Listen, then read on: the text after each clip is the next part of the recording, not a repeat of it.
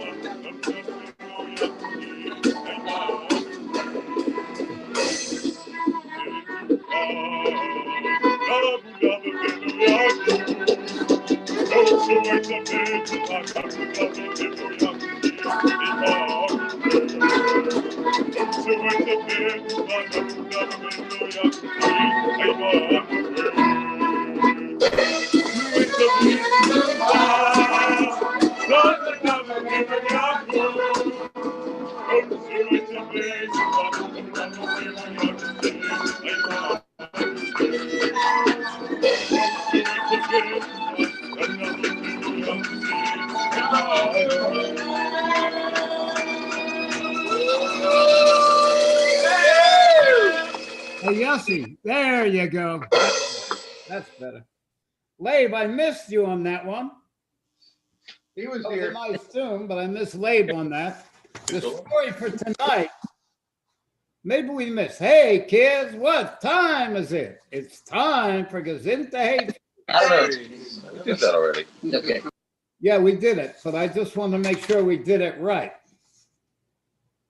Now, the story for tonight, I'm going to tell this story with two different teachings that's going to add up to the same teaching, but two different angles on the same story. And the story is called Half a Desire.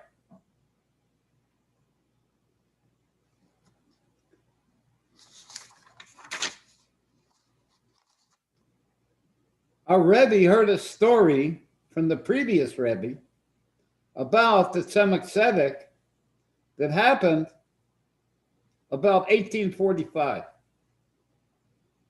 That year, a whole bunch of guests came to Lubavitch.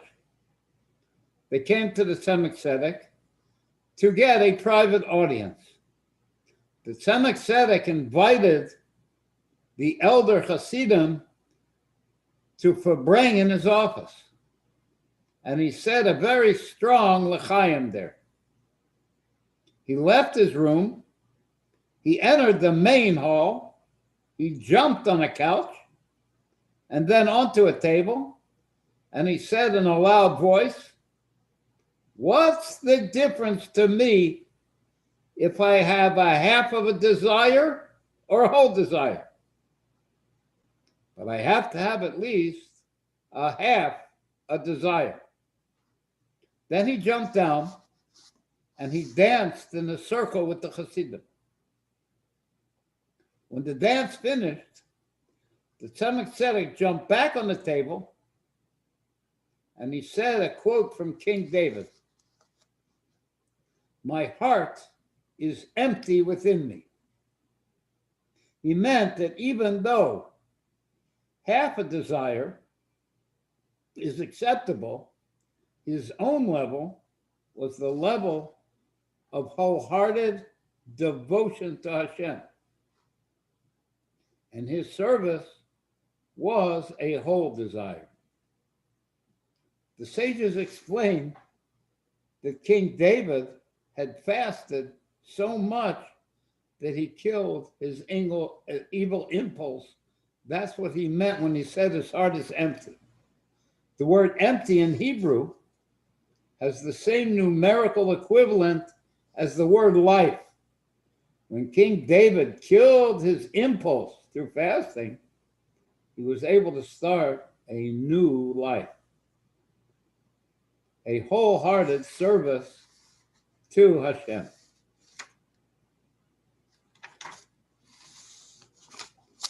In serving Hashem, when we dedicate our desire to Hashem,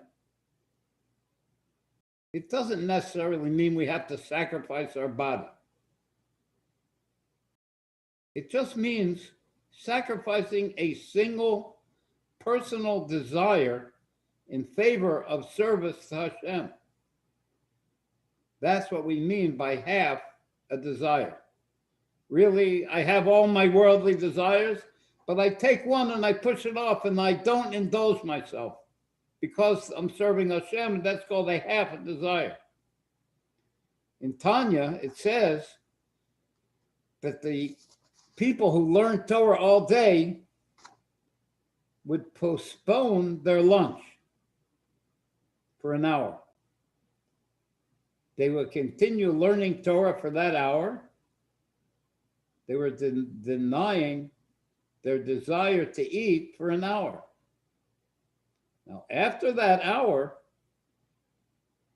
they went and ate their lunch, and then they returned to learning.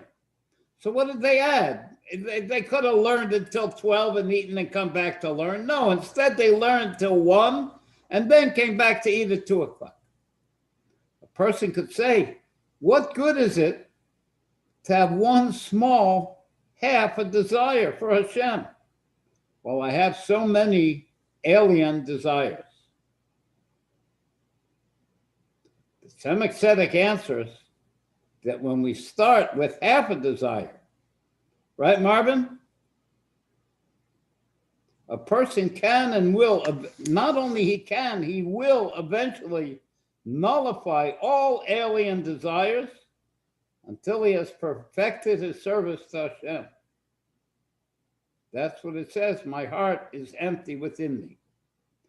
So what we're learning here is that if we just take one thing, one physical desire, and we push it away, it will finally bring us to a wholehearted service of Hashem.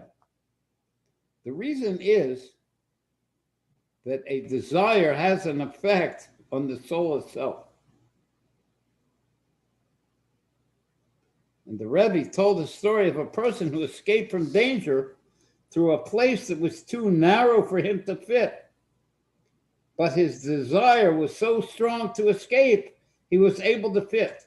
Now, I don't know if this is the story the Rebbe is talking about, but Mrs. Reichek, alias Sholem, told a story about Rabbi Reichek that one time he was arrested in Europe and he was able to squeeze through the bars of the jail cell and got out and escaped. It enabled him to compress his body so that it fit through that narrow opening. That's how strong a desire could be. And from a half a desire, a person will eventually reach the level of serving Hashem with a whole heart. His heart will then be void within him, and he'll start a new life. Now that's one angle of explaining the teaching of that story. Now we have the same story, the Tzemach Tzedek said a l'chaim with the older Hasidim, and he went out of his office and he jumped on a couch and onto a table, and he said, what do I care if I only have half a desire? And then he danced with the Hasidim, and then he said, when one achieves a desire, it changes his life.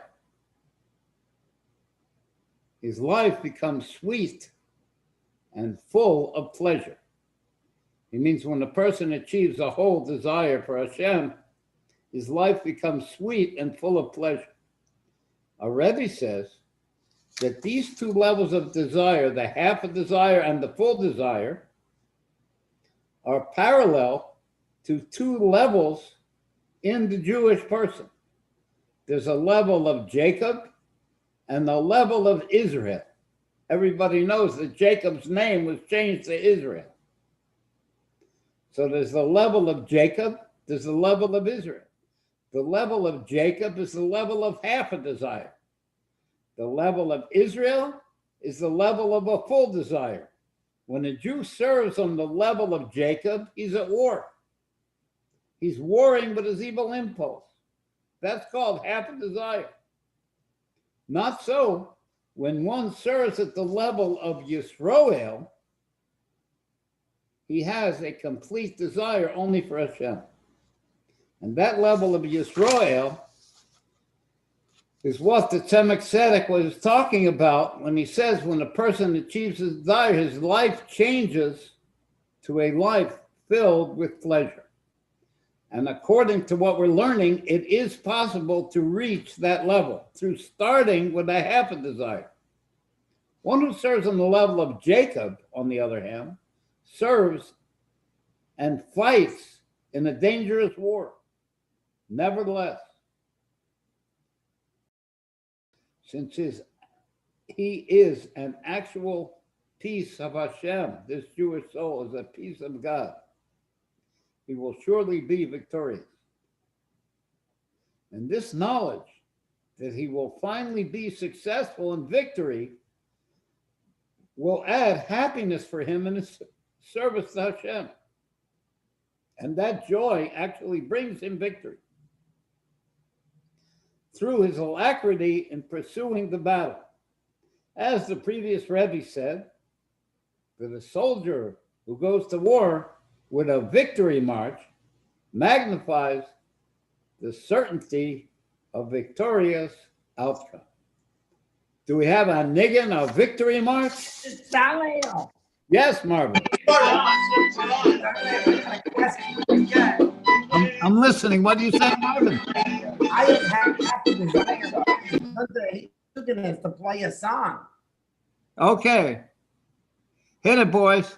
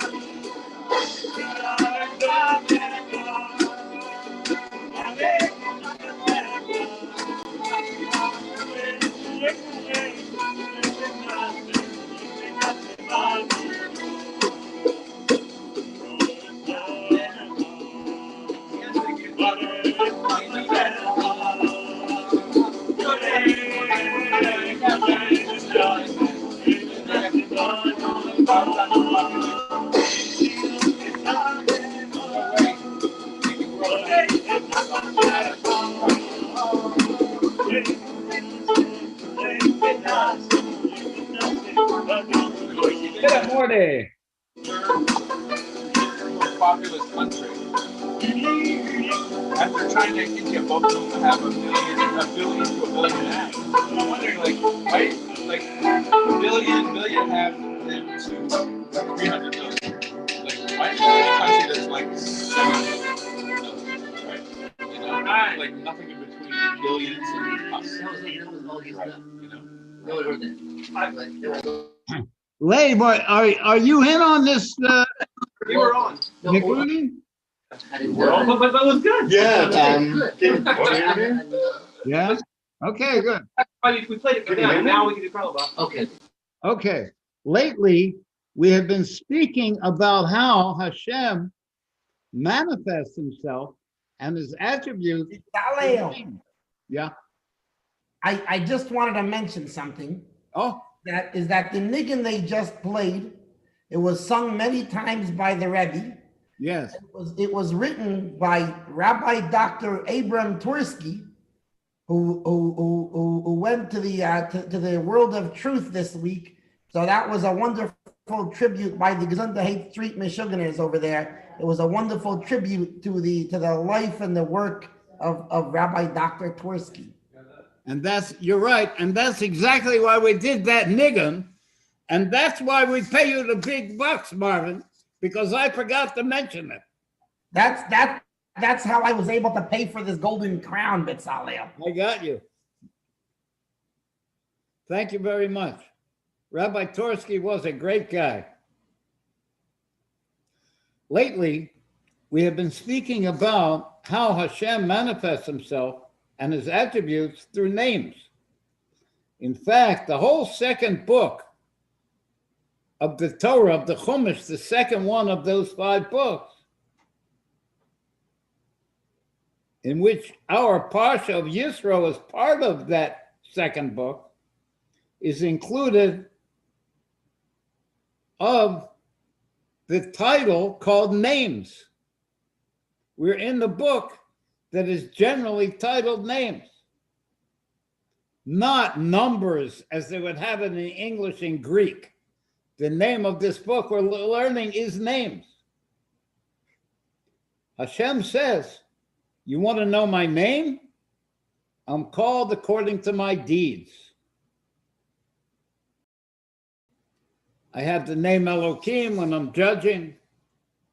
When I make war, I'm called Tzibaos.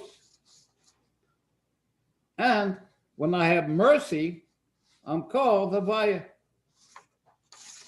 So the names are according to the actions that Hashem does. But when you call Hashem by one of these names, it's he himself who turns to you. It's not some kind of reflection of Hashem, even though the name is according to a reflection, but the one who turns to you is the one whose name you are calling. Tonight, we're going to discuss the name Anochi, which means I in Egyptian. And Hashem calls himself Anochi when he gives us the 10 Commandments. But it's not a name. I is not a name that another person calls you when you turn to him. If the other person says I, you're not calling to him, you're talking about yourself. But here Hashem calls himself with the name I.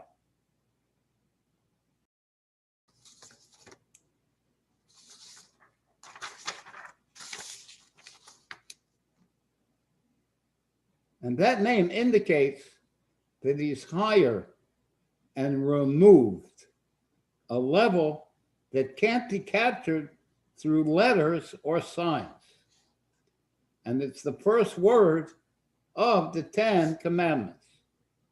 I, Anochi, I, Hashem says, took you out of bondage of Egypt to be your God. Higher than separations into details at all, I, who I am, separate from any kind of outflow, higher than any hint or sign. I, this level of I of Hashem, does not interact with that which needs a sign. It's completely out of the bounds of any connection to anything outside of the one who calls himself I. Nevertheless, the purpose of our service is to bring down this Anochi, this I of Hashem, into the name Havaya. And that level of the name Havaya will connect Hashem to us to be our God, Elokecha. Our parsha that we're learning this week, the chapter of the Torah, is called Yisro. And Yisro embodies the superiority of light that comes from dark. And through his bringing light from dark, he was the chief idol worshiper. His title was Yisro, Kohen Midian. He was the priest of Midian, the high priest of idol worship, the darkest of the dark. But when he heard about the miracles that Hashem did for the Jews at the splitting of the sea and the war with Amalek, he changed his life from the dark of complete idol worship to turning to Hashem. Marvin, you could also accomplish it. The one God. And he actually converted to become a Jew. And the superiority of that light from the darkness of idol worship to the light of serving God, was manifest in the Torah chapter in which we have the Ten Commandments.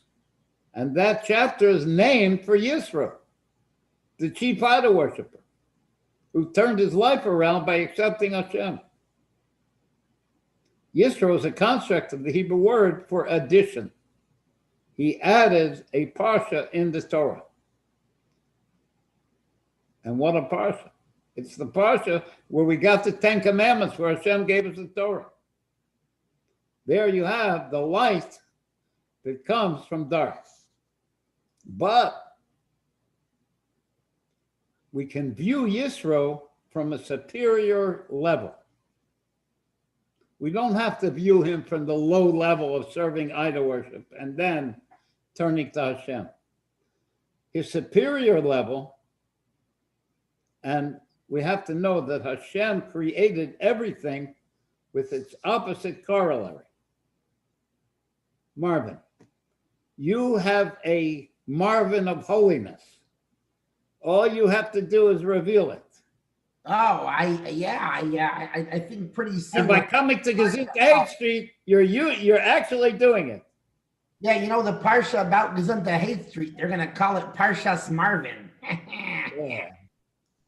Every entity in the world, even things that are opposite of good and holy, have a source above in holiness. Like the source of Paro, King Paro, the king of the Egyptians, is a level at which all the godly lights burst forth. Paro is the same root as bursting forth. It's the revelation, the holy level of Pharaoh is the revelation of Hashem's essence, where all the lights, even those usually hidden, are revealed with intense strength. They burst forth without any limitations, the lights of holiness. So just like Yisro, the high priest of evil and idol worship, there was a Yisro of holiness. And the superiority of light from dark through Yisro can be viewed on a supernal level. Not on the level that he was a dark idol worshiper and he turned to God. No.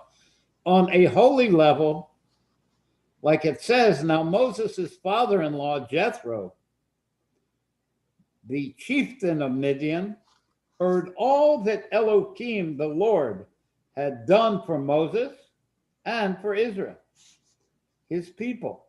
That Havaya, at first, he heard that everything that Elohim, that the Lord did for the people Israel, and now he used a new name, that Havaya, Hashem, had taken Israel out of Egypt. What's Egypt on the holy level? How do you have Egypt on the holy level? Egypt means constraints. It means hidingness. And on the supernal godly level, that equals the level of the godly crown, which limits infinite revelation of godly light. Because if there would be infinite revelation, there wouldn't be nothing else. It would only be infinite revelation. So in order for Hashem to connect with us, he has to hide that infinite light. Now here in this, what Yisro said, that he heard that Elohim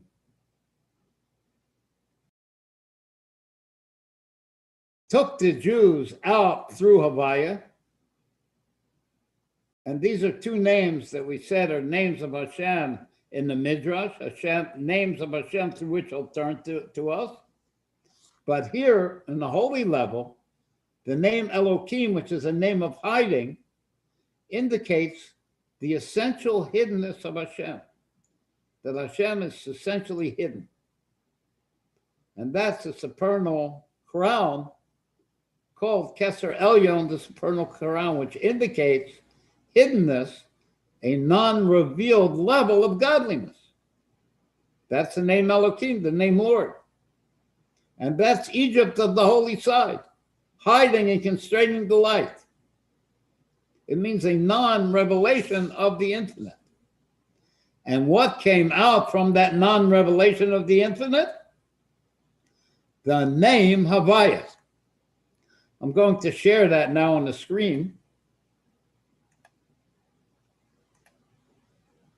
Okay, these are the letters of the name Havaya, the name that we don't say, the ineffable name. And it indicates the superiority of light that comes from the dark. Because before you had this name Havaya, there was no revelation of godliness at all. Now, through this name Havaya, there could be a revelation of godliness. In the level of non-revelation, it says that Hashem hides himself in the dark. That's the holy level of the name Elohim, the hiding level. Like it says, Yisro heard everything that Elohim did. What did he do? From the hidden level of Elohim, all the spheros of the name Havaya emerged. The spheros means the 10 spheros, and the name Havaya encompasses those 10 spheros. You have the Yud accomplishes wisdom, Chachma, and the Hey encompasses Bina, understanding, and the Vav encompasses, the Vav stands for the number 6, and it encompasses the 6 emotion attributes of God, and the Hey encompasses Malchus, which is thought and speech, which is able to bring out a world. So you have here the 10 spheros of Atzilus. The Yud and the Hey is 2. The Vav is 6, is 8. And the Hey is 9. But the connection between all of them will be the 10th one called Das. So through Elohim, the hidden level of godliness, through the holy level of Yisro, he was able, from the hidden level of godliness, from the supernal hidden crown, to reveal the name Havaya, that Havaya took you out.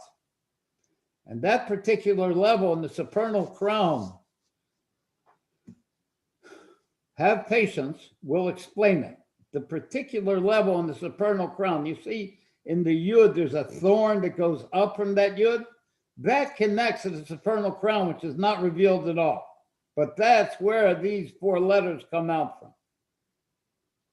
And it's called the hidden wisdom of the godly desire for the world of Atzilus. Hashem has a desire that these 10 spheres of Atzilus should be revealed, starting with the level of wisdom, starting with the Yud. And his godly desire is in this hidden level of the godly crown, which in the holy level of Yisro, we're calling the name Elohim. This is the name Havaya, who took them out. The 10 spheres came out. From where? From the hidden level of Elohim, the Lord.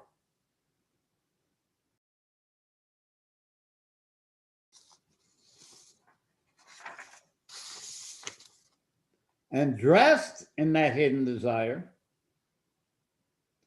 is the Gevura of Atik Yomin, the holding back power of the Holy Ancient One. Because in order to have a revelation, you have to have a holding back first of the infinite. Hashem has a delight in revealing these 10 spheres because he wants to connect with us, and he does it through this name.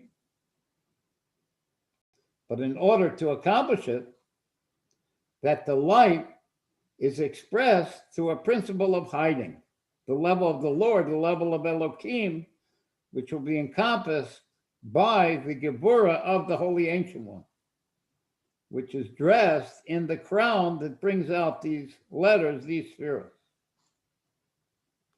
Therefore, the name Avaya, the 10 spheres, can be accepted and settled by the receivers, which is us. If it was pure infinite, we wouldn't be able to get it. And to understand how this works, the superiority of light from dark,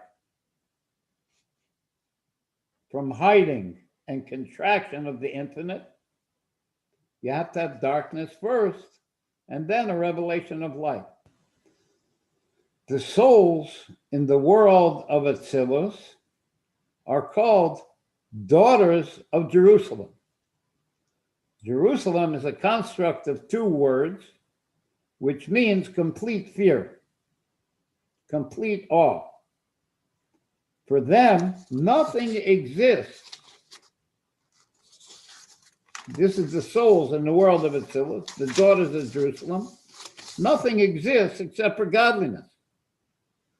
But the souls that descend like us to be dressed in an animal soul and a physical body develop a thirst and a hunger for godliness that they're missing by being here. They can't be the daughters of Jerusalem. They can't be in the world of Atzilus. They can't be completely involved and nullified to Hashem. They have to come down here and be in the physical world in an animal soul. But they reach a higher level than those souls, than those daughters of Jerusalem. And they call to those daughters, I am soiled, but I'm beautiful.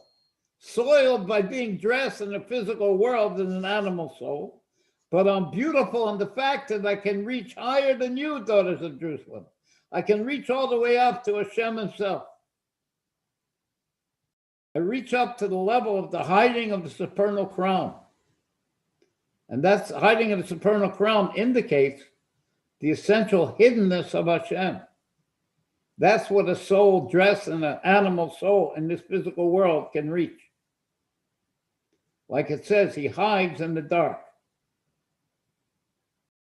Meaning he is completely higher than revelation. And those souls who have to get mixed up and dirtied up in physicality, where they forget godliness, through this great thirst that they develop, become beautiful because they can reach up and connect and unify with Hashem himself. That's an amazing opportunity we have by being down here. To understand more clearly how the 10 spheros of Atzilus, the name Avaya, what you're looking out on the screen, emerge from the darkness of the supernal crown, the level of Elohim, the hidden brain of that crown. Like it says, from myself, I will know Hashem. From our own attributes, we'll comprehend something of the supernal man in which Hashem dresses himself in order to connect with us. The level of Hashem's desire for these 10 spheres of Atzilus, where they're completely hidden, is called the hidden brain of Hashem's desire, that Mochen Stama Varachantu. In a person, that level is called, Marvin, what's that level in the person? Do you know? The Koach, huh? Yeah, and a person that's the the top of his desire that connects to his will, to his tainug, his what do you call it? Almost, it's called koach hamaskil, There you go. the power of producing chachma. And the way it works is the brain. In the brain, there are three sections. There's the right brain, there's the wisdom brain. It is the vessel to hold the light of wisdom. The left brain is the understanding brain. It's the vessel to understand that wisdom. And the back brain is the das brain. It's the ability to bond to either the wisdom or the understanding. But higher than the brain, there's a covering, a membrane of some kind. And higher than that membrane is some kind of moisture. Whether it's a gaseous moisture, a spiritual moisture, a actual wet moisture, depending what level of the person you're looking at. And in there is seated this power to generate wisdom, called the koach hamaskil. And that will be parallel in the supernal man to this level of the hidden brains of the godly desire for the 10 spheres of Atzilus. And that koach hamaskil, that power to generate wisdom, and how it is in Hashem, the power to generate the 10 spheres of the world of Atzilus, is a Heyuli power. It can generate any kind of wisdom, and infinite different kinds of wisdom. For example, my hand has the power to move. And my hand can move in an infinite number of ways. There's no specific programming on my hand of a move 3 inches this way and 5 inches that way. No, I have the power to move any way that I want. So too, the hidden brain that's not revealed, that's higher than these 10 spheres of Atzilus, can reveal itself to many different kinds of wisdom. But my power to move any way that I want to, in order to make a specific move, has to be hidden. So that I make a specific move. So too Hashem has the power to generate whatever he wants, but he has to hide that power to generate whatever he wants in order to generate this, what he wants, this specific 10 spheros of the world of Atzilus, so that he can connect with us, because he has a great desire and a pleasure in connecting with us.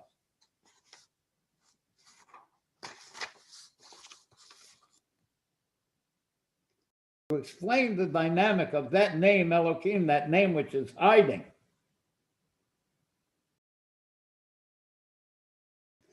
and how it comes from the hidden brains of the level of the godly crown, which are hidden through the holding back power of the Holy Ancient One. First, we'll explain in general how the name Elohim, which is going to be here, the lower hay, you see the last hay of the name Havaya, which is called Malchus, and how that will hide on the name Havaya. Because from there will be created the separate worlds, not the world of Atzilus, the worlds of Bria, Yetzirah, and Asiya, which feel themselves to exist separately. This world of Atzilus, these 10 spheres, don't feel separate from Hashem. Like my hand doesn't feel separate from me, it's just part of me.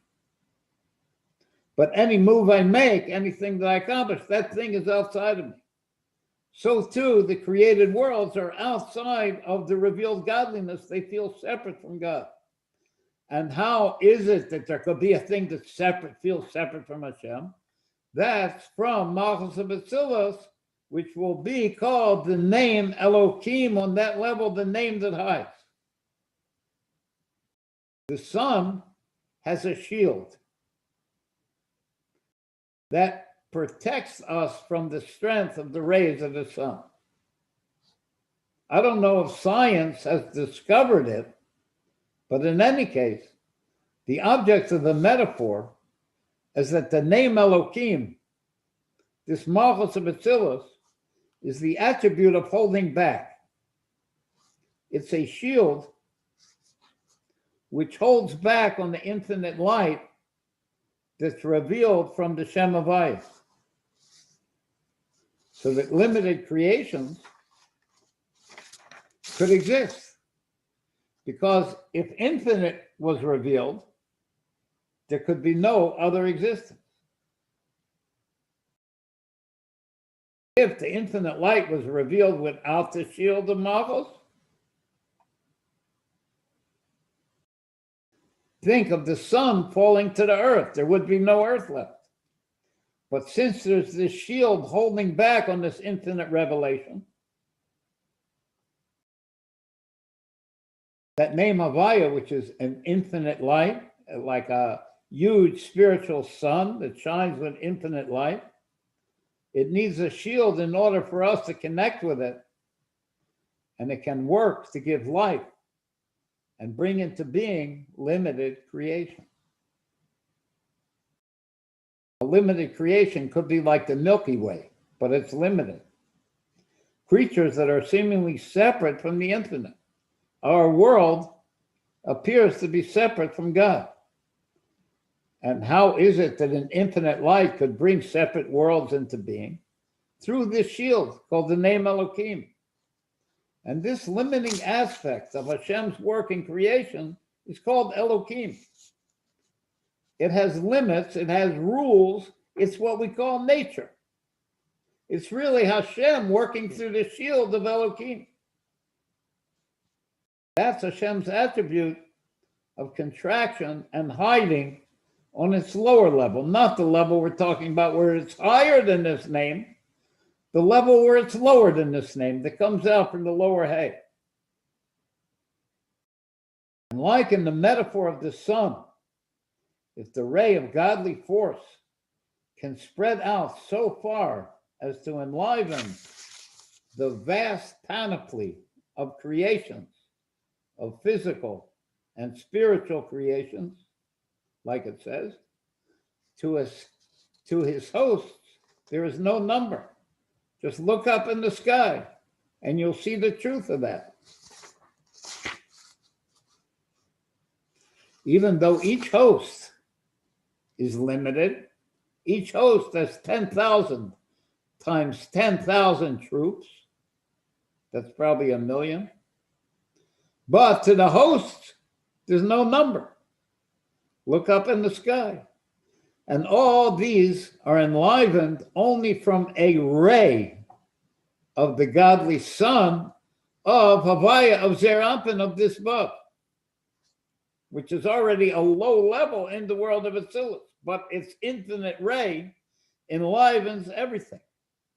But it can't enliven if it would be revealed, like the sun coming down to the earth. It can only enliven through the hidingness that's expressed through this lower hay.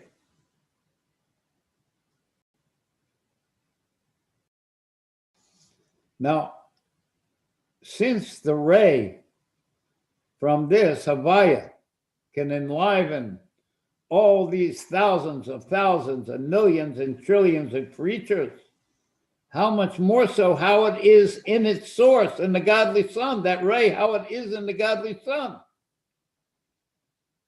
But there, that godly life force is considered nothing. It's considered a zero, like the ray of the sun when it's in the flame of the sun. There ain't no ray there. Completely nullified to the body of the godly sun, like a ray in its source in the flame of the sun. Now, the source of this ray of godly enlivening energy, the coming out of this powerful ray must come through a contracting curtain through the shield called the name Elohim. So that's how we see that even on the level of the world of Atzilus, how Hashem to the name Elohim shields everything from the infinite. And that's how the godly life force can be dressed into individual limited creations. And it's in there in such a hidden and contracted way, they can feel that they exist separately from that ray. They don't feel that what's enlivening them is God. They feel like they're alive. And that is the trick and the beauty of the name Elohim, the hiding name. And the spiritual level of the ray of Havaya, which enlivens and brings separate creations into being, is on one hand, not like a ray of the sun, whose property is intense sunlight, which is a revelation similar to its source. The sun shines a ray because it's a shiny thing.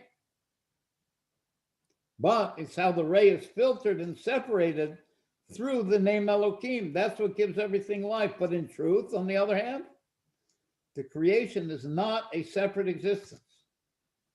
It's really like a ray inside of the sun, because after all, nothing is outside of Hashem. He's the place of the world. The world is inside him, not he's in the world. So you have two opposite things which are contradictory that are going on at once. You have a creation that feels itself to exist separately, and on the other hand, it's completely included and nullified in the godly light.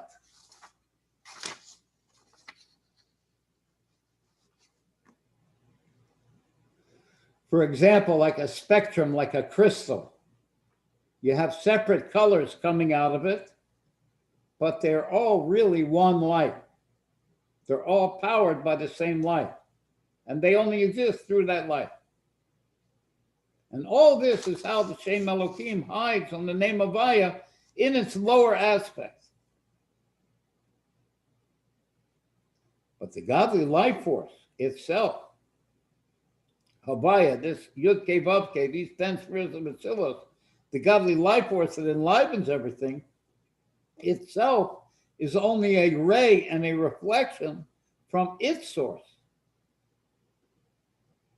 In the higher sun of the hidden brains of the godly crown.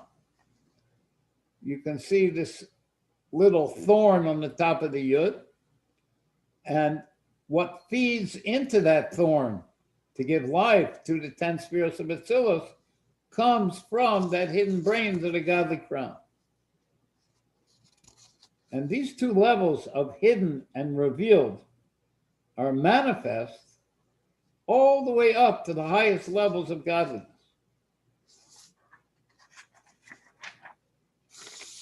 You guys, should we take a break for a nigga? Yeah, Marvin goes, yeah, man. Okay. Hey.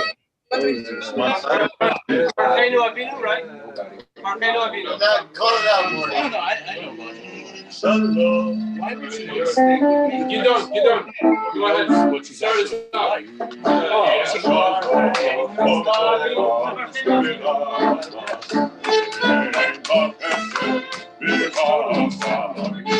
Marvin, I appreciate you coming on.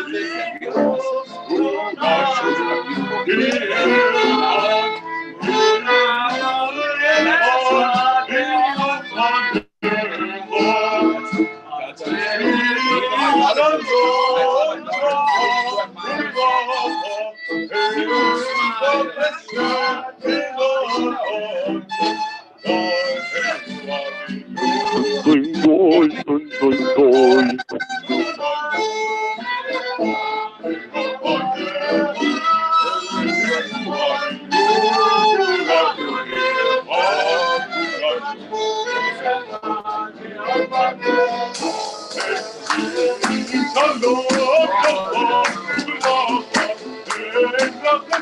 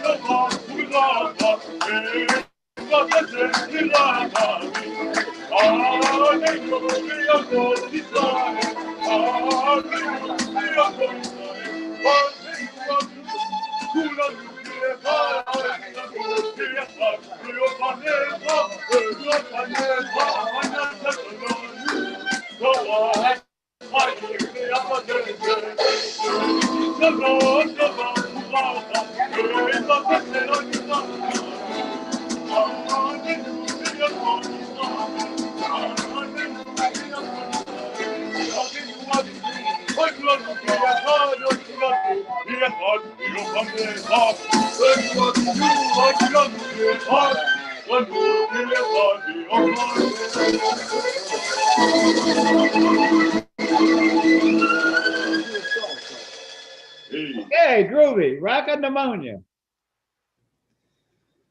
So this dynamic of the hiding and revelation goes all the way up to before what's called the original contraction. Before the original contraction, everything was only infinite light. It is the complete hiding on the infinite light in order to bring a limited revelation of godliness so that we can receive it.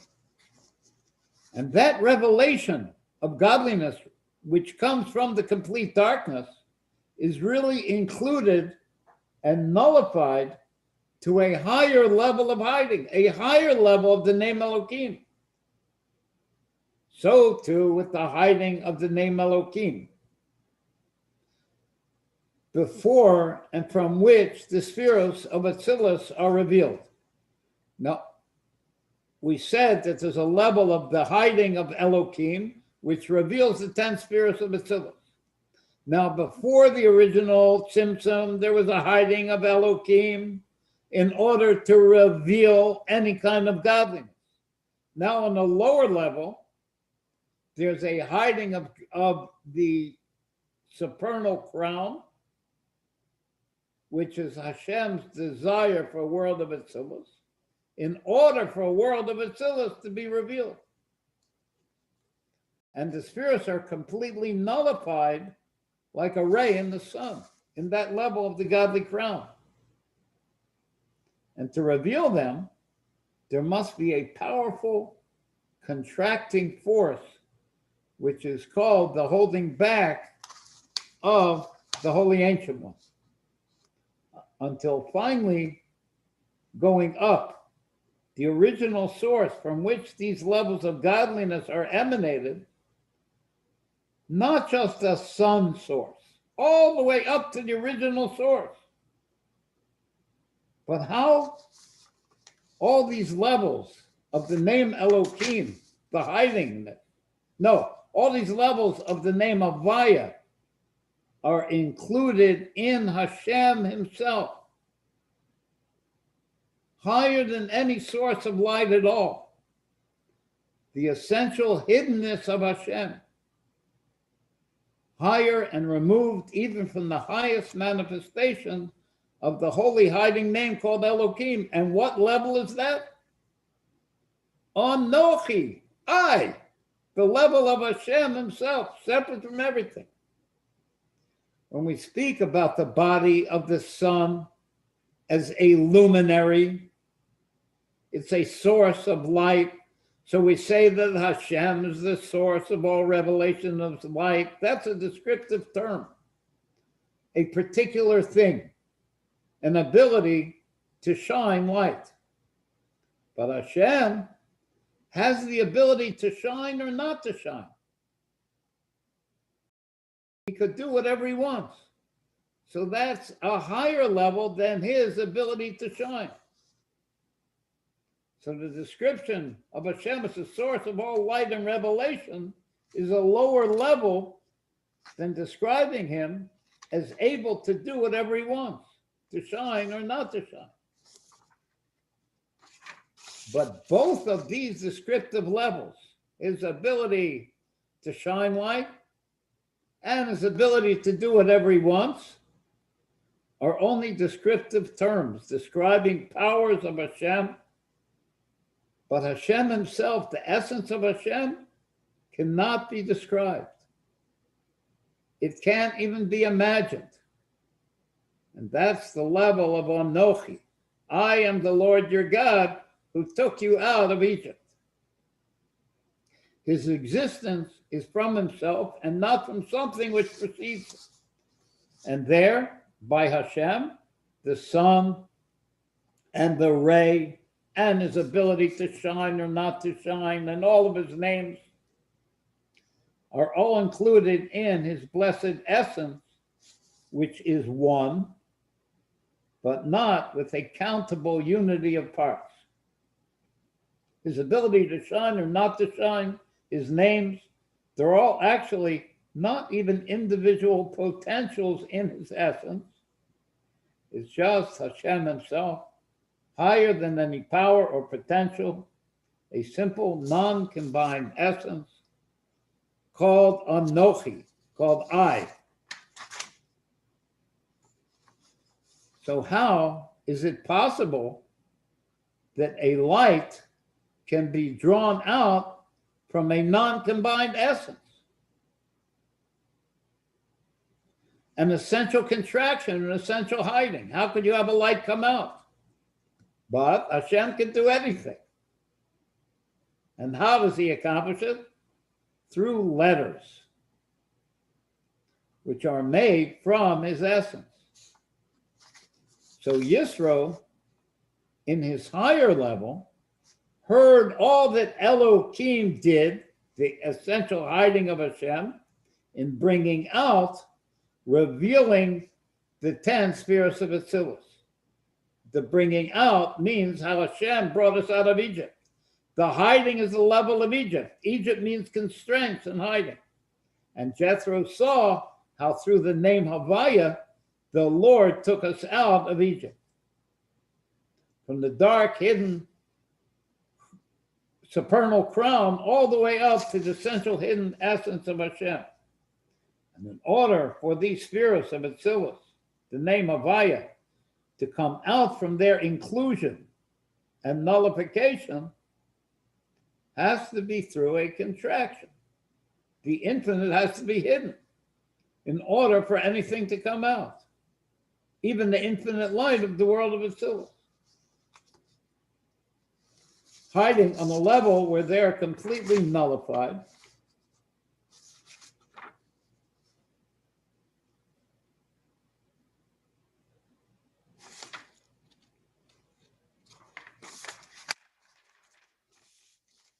Similar to the dark part of a candle flame. When you look at a candle burning, you'll see by the wick, there's a dark part that's not shining, which consumes the oil. That light that's next to the wick, that dark light, is not a shining light, it's a consuming light. It consumes the oil, which allows the shining white flame to illuminate. Similarly here, the dark light will be the supernal crown. The power of Hashem's holding back, the power of consuming. And that will allow the godly light to shine. And that consuming light will be parallel to the holding back power of the Holy Ancient One. And the white illuminating light will be the 10 spheres of the world of Atzilus, the Yud-Kei-Vav-Kei, the name of Havaya. And the way Hashem hides through Elohim is through vessels, is through the letters. Just like in order to reveal an idea, you need letters.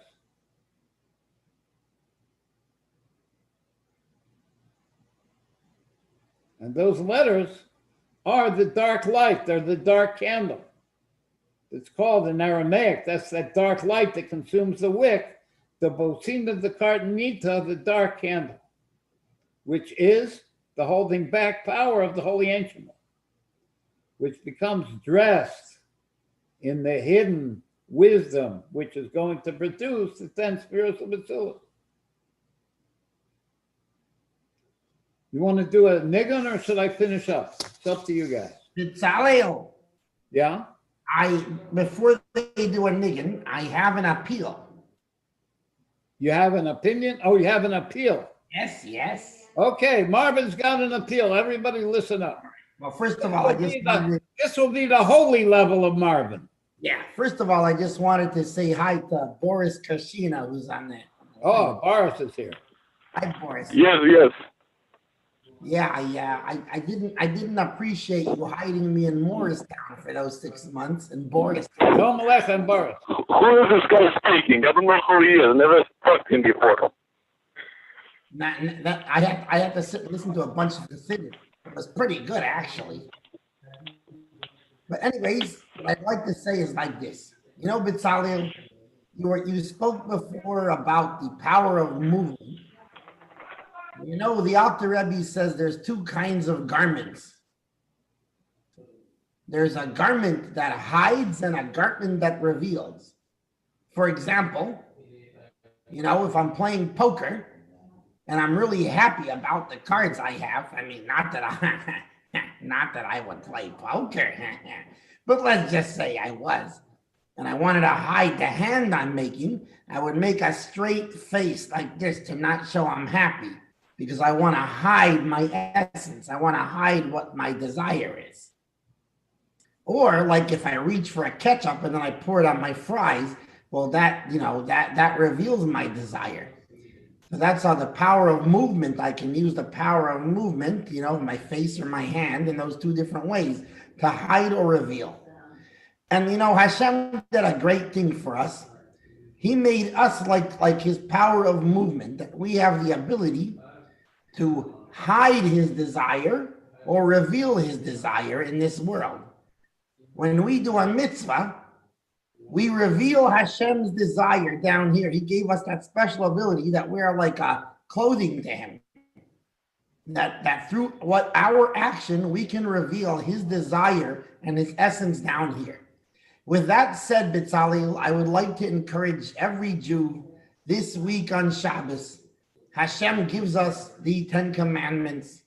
Go to shul, go to the synagogue, go hear the 10 commandments from God's mouth himself, and hear the Anochi and bring down the Anochi into the Yudki Vavke and through the Elohim to reveal Hashem into this world and bring Mashiach now.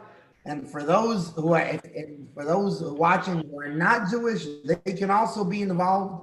Go look up on asknoah.org. You can go and find information about the 7 Noahide laws, and you too can reveal the essence of Hashem down here in this world. Yay! All right. I agree. Thank you, Marvin. What do we got? A niggin from the boys? You guys, you want to hit us with a jam over there? Wait, you're missing. What you're missing? Water in the call. Start again? The top. Hit it again from the top.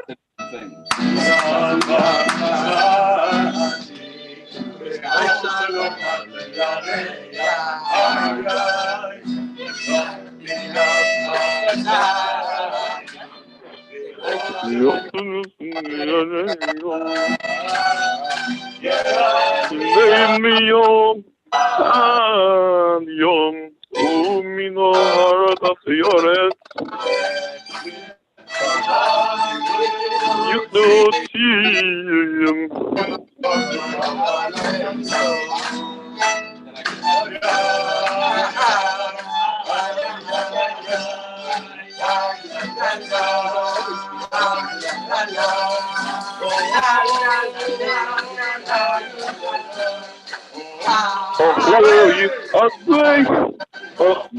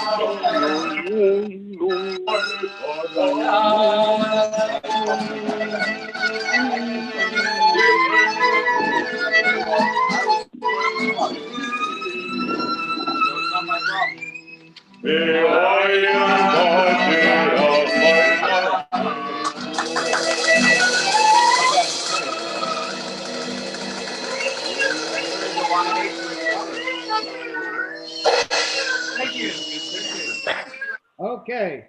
Now, I have something to say. to paraphrase and magnify what Marvin was saying, the Jewish soul, which is an actual piece of God, is able to make vessels through Torah and mitzvah. And those vessels reveal not a light of godliness, they reveal Hashem himself, the level of Anochi. How could that level of Anochi, which is higher than being connected to anything outside of Hashem, be revealed? Through the name of Ayah, through the 10 spheres of Atzilus. And how is it possible that Anochi could come to be Elokecha, to be our God? Through the name of Ayah, we can explain it. First, a short story when the Rebbe Rashab was getting ready to go to the world of truth. And his son was the next Rebbe, the previous Rebbe was kind of upset about it. He told him, I am going to heaven, but the writings I'm leaving here. In other words, he was telling them that he writes himself into his teaching, that he essentially is not leaving. The name Anochi, the letters of the name Anochi is, Hashem says, I write my soul into it and I give it through this writing to be your God. And that writing is manifest in the name of Ayah. How do we see it? the Yud of the name Havaya, let me share it on the screen. The Yud of the name Havaya is the drop of ink on the pen.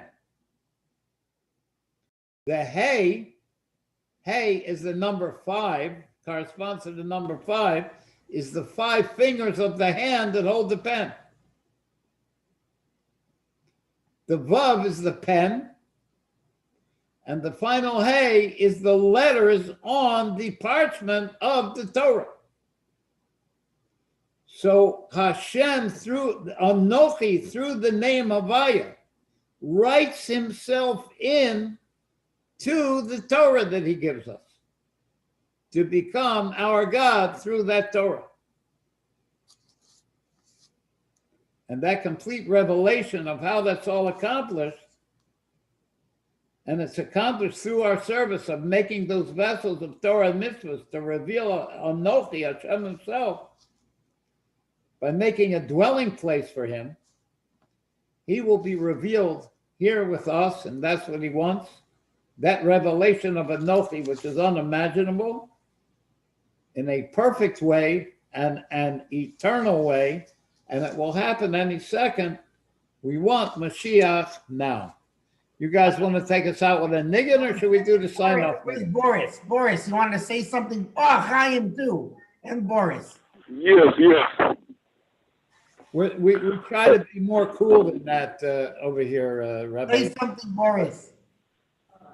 Yes, I wanted to say that I recently found my birth certificate, my Russian birth certificate. I didn't know I had one. Okay, Chavra, I'm in a little bit of a quandary. What do we say l'chaim on? We say l'chaim on Glen 15, or we say l'chaim on Zech-9 Sikker? On our show, we don't say l'chaim. Yes. We keep it for private. Oh no, I guess so. I'm not asking about the say l'chaim now. I'm asking about the say l'chaim on Shabbos. Which one should I say l'chaim? Oh, on the green. On the green, On the for green sure. Green screen all the way. Uh-huh. Yeah, I want to say something.